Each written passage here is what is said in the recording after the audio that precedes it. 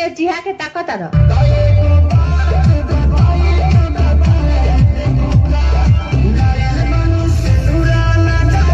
ई कने सरकारी स्कूल का फार्म ना हो जे भरे खातिर तैयार बा सबसे सोच भर के गले से लगा ली